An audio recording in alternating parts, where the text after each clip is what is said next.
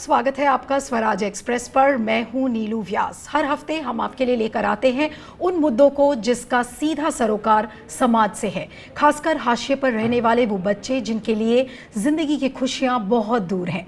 Swaraj express के लिए ये सिर्फ एक कार्यक्रम नहीं बल्कि समाज की बड़ी मुहिम है जिसे हम लगातार जारी रखना चाहते हैं। आज हम अपने इस खास कार्यक्रम में बात करेंगे बच्चों पर हो रहे घरेलू हिंसा के बारे में। आपको दिखाते हैं कि देश के 2 अलग अलग राज्यों से आई एक रिपोर्ट जिसे देखकर आप ये सोचने पर मजबूर हो जाएंगे कि आखिर हम कैसे ये दावा करते हैं कि हम 21वीं सदी में जा रहे हैं। इस कार्यक्रम में चर्चा के लिए हमारे साथ स्टूडियो में मेहमान भी होंगे, उनसे हम चर्चा करें। उससे पहले आइए आपको ये रिपोर्ट दिखाते हैं।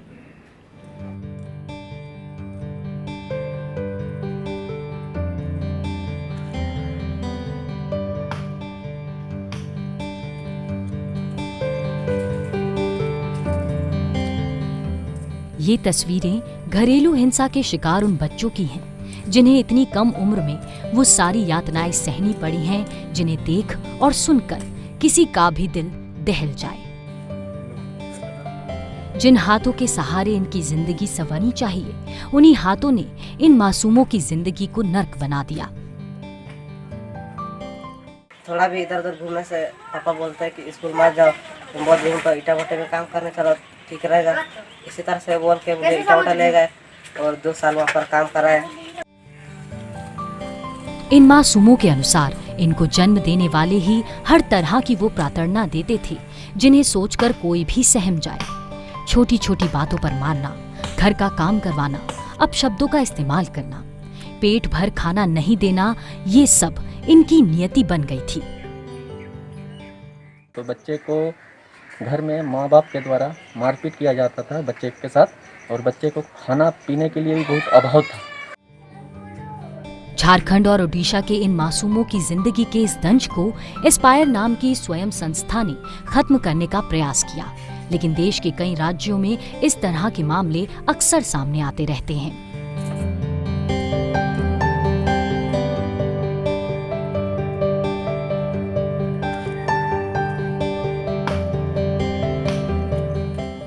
समाज के इस दंश को मिटाने के लिए एस्पायर अब और मजबूती के साथ काम कर रहा है, क्योंकि उसे अब स्वराज एक्सप्रेस न्यूज चैनल का साथ भी मिल गया है, जो पूरे दमखम के साथ एस्पायर के साथ खड़ा है।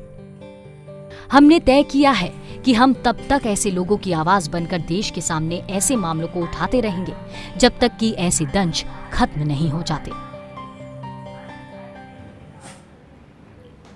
तो आज के इस एपिसोड में हम बात कर रहे हैं घरेलू हिंसा के बारे में। घरेलू हिंसा बहुत सारे लोगों को पता भी नहीं है कि एग्जैक्टली डेफिनेशन डोमेस्टिक वायलेंस का क्या है, इसका क्या असर पड़ता है बच्चों पर। आज इन सारी बातों की चर्चा हम करेंगे अपने बहुत खास पैनल के साथ। हमारे साथ जुड़ रहे हैं doctor Nimesh Desai, director institute of human behaviour and allied sciences, बहुत ही जाने माने साइकाइट्रिस्ट है, देश के एक पब्लिक हेल्थ प्रोफेशनल। आपका बहुत बहुत स्वागत है। हमारे साथ जुड़ रहे हैं दयाराम जी, जो कि एस्पायर एनजीओ के सेक्रेटरी हैं। एस्पायर इज द एनजीओ जिनके साथ स्वराज एक्सप्रेस ने कोलैबोरेट किया है। आपका बहुत बहुत स्वागत है। और हमारे साथ जुड़ रही हैं भारती अली, जो कि को-फाउंडर है हक की, एक चाइल्ड राइट्स ऑर्गेनाइजेशन है, और भारती शर्मा भी हमारे साथ जुड़ रही हैं, जो शक्ति शालिनी एनजीओ की ऑनररी सेक्रेटरी हैं। आप सभी का बहुत बहुत स्वागत है। और आज की चर्चा में भारती अली से स्टार्ट करूंगी कि अगर मैं घरेलू हिंसा की बात करती हूं और जो उसका इम्पैक्ट है बच्चों पर, तो कैसे इसको अगर हम बड़ी पिक्चर में देखें, एक बड़ी तस्वीर अगर आपसे पूछूं, तो इस समय कितनी भयावह है ये स्थिति? देखिए नीलू जी, किसी ने भी कोई रिसर्च ऐसा नहीं किया, ना हमारे यहाँ ऐसा सर्वेलेंस हो रहा है कि हम आंकड़े ठीक से दे पाएँ।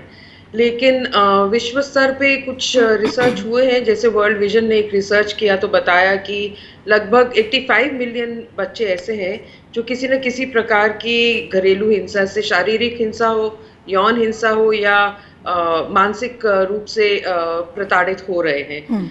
तो ये अपने आप में एक बहुत बड़ा फिगर है जिससे हमें अनुमान लगाना चाहिए, और हमें ये भी मान के चलना चाहिए कि ये फिगर्स ऐसे हैं जो शायद एक अनुमान ही है खाली, असल जो एग्जैक्ट डेटा हमारे पास नहीं है।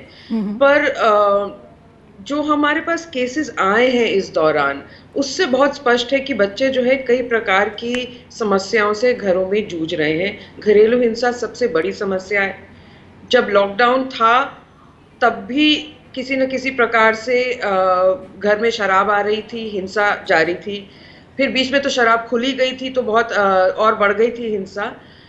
जहाँ बच्चे अपनी माँ को देखते हैं पिटते हुए, तो उसका भी एक इमोशनल और मेंटल इम्पैक्ट उन पे होता है, तो वो भी एक मुद्दा है जी। कुछ केसेस ऐसे हैं इंसेस्ट के जो ऑलरेडी कोर्टों में दर्ज हैं, और क्योंकि सुप्रीम कोर्ट ने कहा कि जेलों को खाली करना है, तो धीरे धीरे वो खाली करने के प्रयास में बहुत लोग वापस पहुंचे हैं। तो कई परिवार ऐसे हैं इंसेस्ट के केसेस में जिन बच्चों को अब डर लग रहा है कि क्या होने वाला है। तो आप ये कह रही हैं, आपने ये इंडिकेट किया कि कोविड पैंडेमिक के दौरान, इनफैक्ट लॉकडाउन के दौरान जो घरेलू हिंसा के जो मामले हैं उसमें एक बढ़त देखी गई है। डॉक्टर देसाई, मैं आपके पास आऊंगी कि बहुत बार होता है, जैसा अभी भारती ने भी कहा कि बच्चे बहुत बड़े विक्टिम्स इसका होते हैं, लेकिन कई बार होता है कि पेरेंट्स अपने बच्चों को मारते हैं या किसी न किसी तरीके का जो पार्टनर वायलेंस फैमिलीज में होता है, लेकिन बच्चों को कैसे पता चलेगा that they are the victims of domestic violence? बच्चों को तो पता ही नहीं कि उनके साथ क्या हो रहा है। सही कह रही हैं आप। हम अगर थोड़ा सा इतिहास में गौर करें तो एक पीढ़ी पहले, 2 पीढ़ी पहले यकीनन बच्चों को अनुशासित करने के लिए शारीरिक मेथड्स भी परमिसिबल थे, कानूनी रूप से, सामाजिक रूप से, नैतिक रूप से। मानव जाति की सोच बदल गई है कि अनुशासन के लिए physical modes of treatment, corporal punishment is not okay. ये इसलिए कल्चरल इशू जरूरी है कि अनफॉर्चुनेटली 1-2 पीढ़ी में सोच बदल गई है, लेकिन शायद प्रैक्टिस नहीं बदली है। तो बहुत सारे परिवारों में जो फिजिकल या इमोशनल अब्यूज है बच्चों का, वो किया जाता है माँ बाप के द्वारा तथाकथित रूप से या जेन्युइनली सोच के उनको अनुशासित करने के लिए। तो सबसे पहले तो समाज की ये जो सोच है उसको हम गौर करें और समाज तक बात पहुंचाएं कि ये मुनासिब नहीं है। दूसरा, जैसे आप और भारती जी कह रही हैं, डोमेस्टिक वायलेंस है, पेरेंट्स में वायलेंस है, उसके कारण इमोशनल इंपैक्ट बहुत नेगेटिव होता है। थर्ड है डोमेस्टिक वायलेंस के भाग रूप या independent of that physical violence हो रहा है, अल्कोहल रिलेटेड या माँ बाप की, खासकर पिता की पर्सनालिटी या मानसिक बीमारी के कारण या शराब की आदत के कारण। ये सारे किस्से मिलजुल के जो फिनोमेनन बनाते हैं। जो भारती जी ने कहा, मैं सहमत हूं कि पूरी तरह विश्वास के आंकड़े नहीं है, लेकिन इसका दूसरा छोर सोच है। आई एम श्योर दोनों, भारती शर्मा और भारती जी एग्री करेंगी, आप सब एग्री करेंगे। जो मोटे तौर पे बच्चे घर से निकल जाते हैं और सड़कों पे पाए जाते हैं और चाइल्ड केयर इंस्टीट्यूशन में रखे जाते हैं, उनमें से ज्यादातर बच्चे प्रत्यक्ष या अप्रत्यक्ष रूप से घर के वायलेंस से निकल जाते हैं। ओके, लेकिन तो वो आंकड़ा अगर हम देखें, जो सड़कों पे और सीसीआई में बच्चे हैं, उनका सबसे बड़ा कंट्रीब्यूशन है वायलेंस एट होम। ओके, तो violence at home is a big factor. Daya, मैं आपके पास आऊंगी, आप ग्रास रूट पे काम कर रहे हैं। हमने जो स्टोरी दिखाई थी झारखंड और उड़ीसा की, इन राज्यों में जहां पर गरीबी बहुत ज़्यादा है, अभी लॉकडाउन के चलते वहां पे चीज़ें और ज़्यादा खराब हो चुकी हैं, तो कितना मुश्किल होता है ऐसे बच्चों को बचाना, स्पेशली जो घरेलू हिंसा से ग्रसित हैं। क्या चैलेंजेस आते हैं ग्राउंड पर? जैसे डॉक्टर देसाई ने कहा, और बहुत सही कहा उन्होंने, कि जो भी बच्चे हमारे जो रेजिडेंशियल ब्रिज कोर्स में बच्चे हैं, उनके साथ जब हम बातचीत करते हैं, बहुतायत बच्चों का ये अनुभव है कि वो किसी न किसी तरह से डोमेस्टिक वायलेंस के शिकार। वो कई तरह से हैं, एक्सट्रीम्स हैं, कई बार फिजिकल वायलेंस है, कुछ सेक्सुअल वायलेंस के केसेस भी हैं, और बाकी जो साइकोलॉजिकल है वो तो है। अब दिक्कत ये है कि इन बच्चों के साथ ज्यादातर बच्चे कुछ तो घर छोड़कर भाग जाते हैं। कुछ की स्थिति है कि वो कामों में, जिस तरह के कामों में लगाए जाते हैं, वो भी बड़ी मुश्किल की, या तो दिन भर काम करते रहते, समय से उनके खाने का नहीं मिलता, या उनको पढ़ने के लिए जगह नहीं मिलती, या पढ़ने के लिए कोई मदद नहीं मिलती। तो इन बच्चों के लिए जब तक कोई स्पेशल प्रोटेक्शन नहीं हो तो संभव नहीं है कि इनके घरों में ही सुधर जाए। लेकिन मैंने ये देखा है कि ये बच्चे जब पढ़ना शुरू करते हैं, बच्चों की स्थिति जब बदलती है, मेरे पास कई ऐसे उदाहरण है। एक बच्ची जो उसकी स्टेप मदर है, एक तो मैं ये बताऊं कि जो सबसे बड़ा कारण हमें 2 दिखता है, एक तो अल्कोहलिज्म है और दूसरा कि सोसाइटी में लार्जर जो वायलेंस है, ये जो डिप्राइव्ड हैं, जो मार्जिनलाइज लोग हैं, वो खुद ही बहुत वायलेंस के शिकार होते हैं। सिर्फ फिजिकल नहीं, कई तरह से पूरे समाज में वो शोषित है, प्रताड़ित है। और एक जो गुस्सा है और वो घर में आके निकलता है, फिर शराब के साथ, फिर बच्चों के साथ। तो मैंने ये देखा है कि जब बच्चे बदलते हुए दिखते हैं, मेरे पास ऐसे कई कहानियां हैं, बहुत बच्चियां बताती है जिनको खाना नहीं मिलता था, कुछ ने बताया कि हम तो घर से रात भर बाहर रहे जंगल में माँ की पिटाई के डर से। जब वो बच्चियां पढ़ने लगी है, घर जाती है, तो इन माँ बाप का पूरा दृष्टिकोण, पूरा नजरिया बदला। आपने एक बहुत अच्छा पॉइंट मेंशन किया गया, माफ करिएगा मैं आपको 2 सेकंड के लिए रोकूंगी और मैं भारती शर्मा के पास जाना चाहूंगी। भारती, जैसे पेरेंटल लेवल पर अगर आप देखें तो बहुत सारे पेरेंट्स कहते हैं कि जैसे डॉक्टर देसाई ने भी कहा कि अनुशासित करने के लिए आप बच्चों को चीज़ें आप दिखाते हो कि नहीं ये रूल है, ये चीज़ सही है, लेकिन कई बार होता है कि बहुत हदें पार कर जाते हैं पेरेंट्स भी। मैंने ऐसे इतने इंस्टेंसेस देखे हैं जहाँ पर बच्चों को बेल्ट से मारा जाता है और बहुत सारी ऐसी चीज़ों से बच्चों की पिटाई होती है, लेकिन अगर बाहर का कोई भी व्यक्ति इंटरवीन करता है तो ये कहा जाता है कि वो तो हमारा घरेलू मामला है। लेकिन ऐसी चीज़ों के लिए सेंसिटाइज करने के लिए क्या हर्डल्स आपको नज़र आती हैं? पहले तो पेरेंटल लेवल पर ही एक रोड ब्लॉक होता है कि जो अगर ऐसी हिंसा हो रही है परिवार में तो वो बाहर वालों को ना पता चले। अगर आप अपने बच्चे की भी पिटाई करते हैं तो बाहर वालों को ना पता चले। तो ऐसे बहुत सारे फैक्टर्स हैं, तो इसे डील करने में कितनी परेशानी होती है? देखो, पहले तो ये देखना समझना बहुत आवश्यक है कि ये जो मुद्दा है वो आमतौर पे ऐसे ही कहा जाता है और ऐसे माना जाता है कि बच्चा जो है वो तो माँ बाप की प्रॉपर्टी है और इस बच्चे के ऊपर पूरा कंट्रोल उसके माँ बाप का है और माँ बाप जो कहेंगे और जो करेंगे वो सही ही करेंगे और सही ही कहेंगे। तो मानसिकता तो यहाँ से है जो बहुत बदलने की जरूरत है कि बच्चा एक चीज नहीं है, बच्चा एक जीता जागता हुआ इंसान है जैसे माँ बाप है। इतना ही कि वो इसकी उम्र कम है तो उसको भी भावनाएं हैं, उसको भी विचार है, उसके भी बुद्धि है, वो भी सोच सकता है।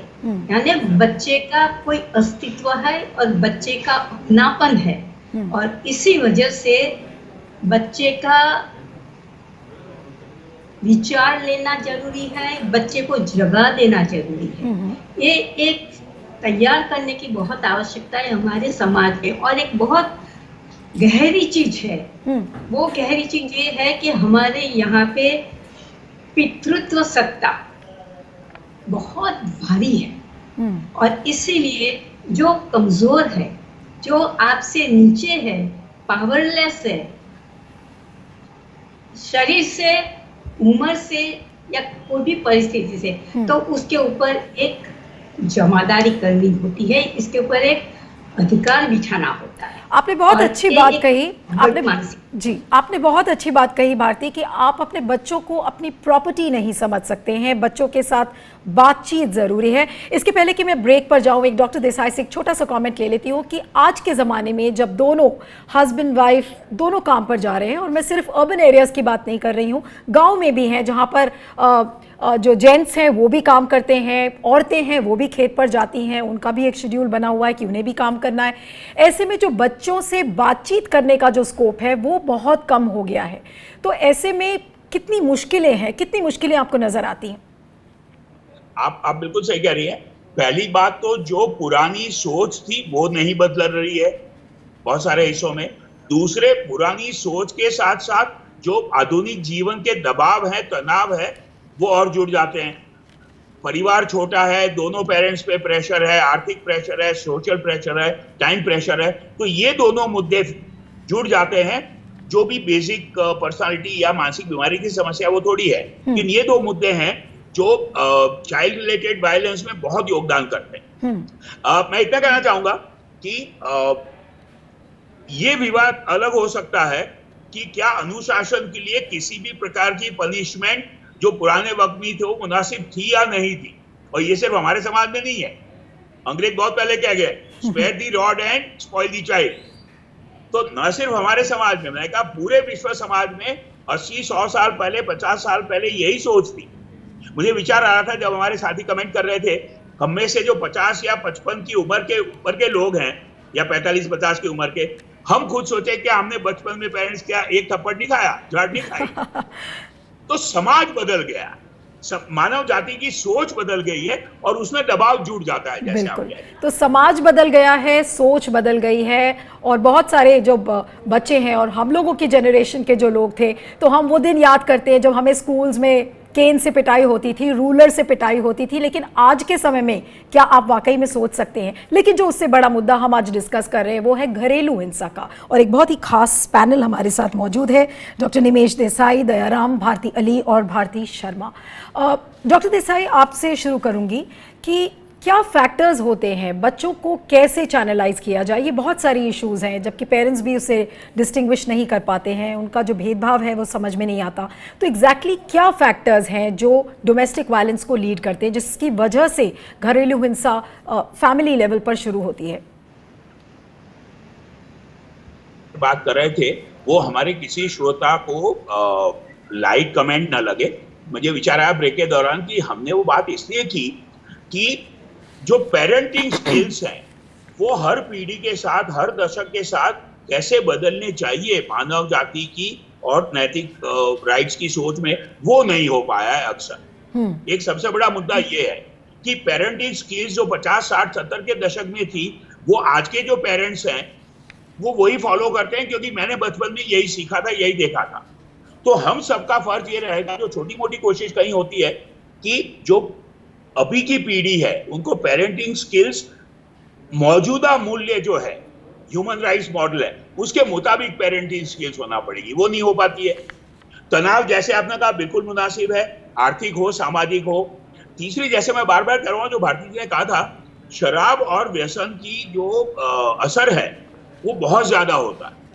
Alcoholic father beating up the wife and the child is unfortunately a very common story. Right. और उसमें जुड़ जाता है जो आपने बात कही थी भारती से पूछते हुए कि घर की बात घर में छुपा के रखना है।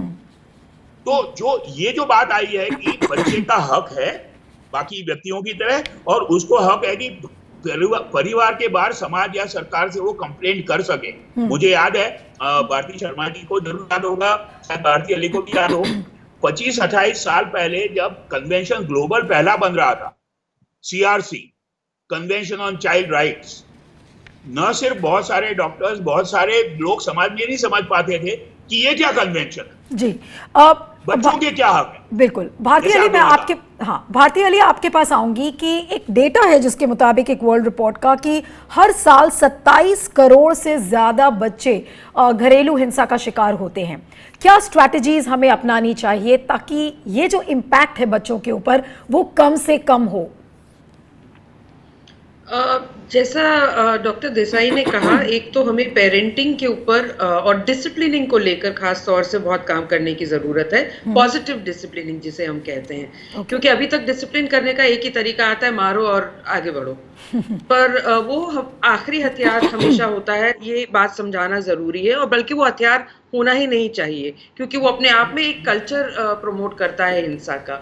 तो पॉजिटिव डिसिप्लिनिंग के साथ साथ हमें कुछ ऐसे उपाय खोजने होंगे जिससे हम बच्चों को, जो डॉक्टर भारती शर्मा ने कहा, ऐसा स्पेस मिले कि वो अपनी बातें रख पाएं। बच्चे जो स्कूल जाते हैं उन्हें एक फोरम मिलता है जहां वो अपने पीयर्स के साथ, अपने टीचर्स के साथ भी कई बार शेयर करते हैं। तो इस तरह के फोरम्स बच्चों को मिलना बहुत ज़रूरी है जहां वो अपनी बातें कर पाए, रख पाए। कुछ हेल्पलाइंस ऐसी हों जिनसे वो बातें कर पाए, लेकिन हेल्पलाइंस के साथ प्रोटोकॉल्स भी बहुत ज़रूरी है क्योंकि कॉन्फिडेंशियलिटी मेंटेन करना ज़रूरी रहता है। तो ऐसे जो फोरम्स जिनका आप मेंशन कर रहे हैं, दया, आप ग्रास रूट्स पर काम कर रहे हैं, गाँव के इलाकों में जा रहे हैं, अगर ऐसे फोरम्स और हेल्पलाइंस की मैं बात करूँ तो गाँव में क्या ऐसे फोरम्स अवेलेबल हैं कि बच्चे जाकर खुलकर अपनी बातें रख सकें, या उनके पेरेंट्स भी? एक तो हमने पेरेंट्स का ओरिएंटेशन किया है, और कुछ बच्चों को तो प्रोटेक्शन की जरूरत है क्योंकि वो एक्सट्रीम फॉर्म ऑफ वायलेंस है कई फैमिलीज में, अल्कोहलिज्म और स्टेप मदर, स्टेप फादर, तो एक अलग स्थिति है। बाकी हर गांव में हमने चाइल्ड प्रोटेक्शन फोरम बनाया जिसमें नौजवान हैं, महिलाएं हैं, SHG के मेंबर्स हैं, पंचायत के मेंबर्स हैं। वो एक इमीडिएट फोरम है, वो निगाह भी रखते हैं और साथ साथ बच्चों को एक्सेसिबल भी है। इसके साथ जब हमें एडमिनिस्ट्रेशन की मदद जरूरत होती है, हम चाइल्ड लाइन के साथ कांटेक्ट करते हैं और चाइल्ड लाइन के साथ जो भी नियम कानून को रखते हुए उनकी मदद भी हम लेते हैं। बिल्कुल। लेकिन सभी बच्चों के लिए उनके हर गांव में एक फोरम उपलब्ध है, जो प्रॉपरली ओरिएंटेड लोग हैं, कमिटेड लोग हैं, जो सदा तत्पर रहते हैं बच्चों की मदद करने के लिए और वॉचफुल रहते हैं कि बच्चों के साथ ऐसे करें। लेकिन तो मुझे लगता है जब तक इस तरह का इंस्टीट्यूशन नहीं बनाएंगे हम ग्रास रूट लेवल पे और इस तरह का ओरिएंटेशन नहीं करेंगे, तो सिर्फ कानूनी बातें करने से और एडमिनिस्ट्रेशन की बातें करने से निपटेगा नहीं। ये समाज में इस तरह की संस्थाओं को बनाने की जरूरत है और ये हमने हैबिटेशन से लेकर कहने से ये बिल्कुल साफ होता है दया कि ऐसे फोरम्स बहुत ज्यादा नहीं है। You are few of them, like you are one of them, जो कि बहुत सारा काम इसमें कर रहे हैं। लेकिन भारती शर्मा, आपसे जानना चाहेंगे कि इस तरीके के फोरम्स न होने की वजह क्या है? गवर्नमेंट स्कीम्स भी हैं, गवर्नमेंट कहती है कि हम ये कर रहे हैं, हम वो कर रहे हैं, लेकिन ग्राउंड लेवल पे कुछ नजर नहीं आता ज्यादा। तो ऐसे फोरम्स का न होना बहुत बड़ी संख्या में, उसका सबसे बड़ा कारण आपको क्या लगता है? शायद आपको बहुत ज़्यादा लगे अगर मैं ऐसा कहूँ तो, मगर मैं ये जरूर कहूँगी कि बच्चे को सिर्फ मारना यही इसके आगे, इसके विरुद्ध हिंसा नहीं है। बच्चे को उसकी भावनाएं हैं, उसकी इमोशंस है, वो भी समझना बहुत आवश्यक है और शायद ये बहुत कम समझा जाता है। आप देखेंगे, आम स्कूलों में देखेंगे। नहीं, जब आप कहती हैं कि कम समझा जाता है, माफ करिएगा मैं आपको इंटरप्ट कर रही हूँ, आप कहती हैं जब नहीं समझा जाता है, तो मैंने दोनों लेवल्स पे मैं आपसे पूछ रही हूँ, क्या सरकार भी नहीं समझती, पेरेंट्स भी नहीं समझते? कई लेवल्स पर इस प्रॉब्लम को देखने की जरूरत है शायद। बिल्कुल, बहुत सारे के सारे लेवल्स पे समझने की जरूरत है। सब जगह जरूरत, इवन सरकार के लेवल पे बच्चों को कहाँ पूछा जाता है, नहीं पूछा जाता है। इस तरह से अब बच्चों की जो भावनाएं है उसके बारे में बहुत कम समझा जाता है और बहुत कम उसके ऊपर काम किया जाता है। जो स्कूलों में देखो, घरों में देखो, बाहर देखो, तो ये एक रेवोल्यूशन लाने की आवश्यकता है कि बच्चा एक इंसान है, उसकी भावनाएं है, उसके अंदर दिल है, उसका दिमाग है और उसकी सोच है। एक रेवोल्यूशन लाने की जरूरत है और सारे के सारे स्तरों पे करना जरूरी है। लेकिन ये जो चाइल्ड सेंट्रिक पॉलिसीज की आप बात करी हैं, भारती अली आपसे पूछूंगी कि ये चाइल्ड सेंट्रिक पॉलिसीज, जैसा भारती शर्मा कह रही हैं कि वो नहीं है इस समय सिस्टम में, और शायद इसीलिए वो एक बड़ा हाइफन हम देखते हैं सिस्टम में, at parental level, at multiple levels we are seeing that kind of a system. तो इसको करने के लिए आगे की रणनीति क्या होनी चाहिए हर लेवल पर जो हम डिस्कस कर रहे हैं? रणनीति तो सबसे पहले तो हमारे पास ऐसा कुछ प्लेटफॉर्म बने जहाँ पे हम कन्वर्जेंस इंश्योर कर सकें। अब एक मंत्रालय दूसरे मंत्रालय से बात नहीं करता। अच्छा। मान लीजिए एक महिला है, उसका हस्बैंड ने उसको अबैंडन कर दिया, छोड़ दिया, 2 बच्चों को वो पाल रही है, उसके पास डे केयर फैसिलिटी नहीं है आसपास, तो क्या आईसीडीएस के प्रोग्राम को आईसीपीएस के प्रोग्राम के साथ बातचीत नहीं करनी चाहिए? तो वो लिंकेजेस और कन्वर्जेंस जो है वो बहुत हद तक मिसिंग है, जो हमें नहीं देखने को मिल रहा। दूसरा, जैसे दया जी ने कहा, कम्युनिटी लेवल मैकेनिज्म्स की हम जो बात कर रहे हैं उसको बहुत स्ट्रेंथन करने की जरूरत है। मेंटल हेल्थ इश्यूज जो है, मुझे नहीं लगता कितने लोग जो है इभास में जा पाएंगे, बट कम्युनिटी लेवल पे क्या कुछ मेंटल हेल्थ प्रोग्राम्स हो सकते हैं? क्या हम ऐसे जैसे पैरालीगल्स हैं ऐसे ही कुछ और लोगों को तैयार कर सकते हैं कम्युनिटी स्तर पे, जो कम से कम इमीडिएटली पहचान सके कि कोई बच्चा जो है इमोशनल स्ट्रेस में है या कुछ ऐसा कदम तो नहीं उठाने जा रहा। आपने अभी मेंटल हेल्थ प्रोग्राम की बात करी कि क्या हम उसे कम्युनिटी लेवल पर नहीं चला सकते, तो I give the last word to doctor Desai before I wind up the show. Doctor Desai, your last comments about this whole problem. मैं भारती अली जी से सहमत हूँ कि सरकारी प्रोग्राम हो चाहे बाकी सेक्टर्स के हो, सरकारी प्रोग्राम है खासकर, जो इंटरसेक्टोरल इंटरमिनिस्ट्रियल डायलॉग या कोऑर्डिनेशन है वो अभी भी बहुत कम है। पहले के मुकाबले कोशिश की जा रही है कि बहुत कम है। मसलन नेशनल मेंटल हेल्थ प्रोग्राम में राष्ट्रीय मानसिक स्वास्थ्य कार्यक्रम जो है वो 35-40 साल से जो चल रहा है, उसमें चाइल्ड इश्यूज की अब बात जोड़ी गई है, अब जाकर।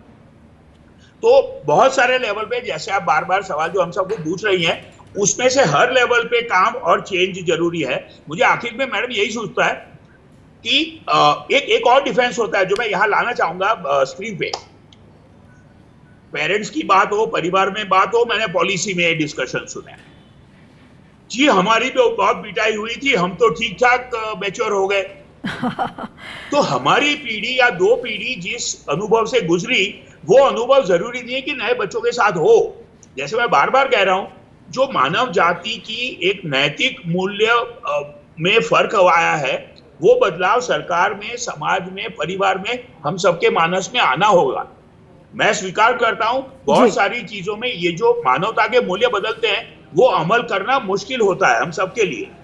हम सबके लिए पुराना ढांचा सही लगता है, लेकिन हर लेवल पे वो बदलाव लाना होगा। बिल्कुल, तो हर लेवल पर बदलाव लाना होगा, अपनी सोच को बदलना होगा जैसे जैसे समय आगे निकल रहा है। लेकिन उसके साथ साथ बहुत सारे फोरम्स की ज़रूरत है, और जैसा कि भारती अली ने कहा कि हमें कन्वर्जेंस की बहुत ज़्यादा ज़रूरत है कि अलग अलग डिपार्टमेंट्स को के हम लिंकेजेस को अडॉप्ट करें। और जैसा कि भारती शर्मा ने कहा, and that is I think the biggest take away for me for the programme, कि बच्चों को अपनी प्रॉपर्टी ना समझें। आप सभी मेहमानों का बहुत बहुत शुक्रिया, doctor Desai, Bharti Ali, Bharti Sharma and Daya, thank you so much for all the support. तो आज बूंदे ओस्की में हमारा जो खास कार्यक्रम है उसमें इतना ही। अगले हफ्ते किसी और इशू के साथ वापस आऊंगी, बने रहिएगा स्वराज एक्सप्रेस के साथ।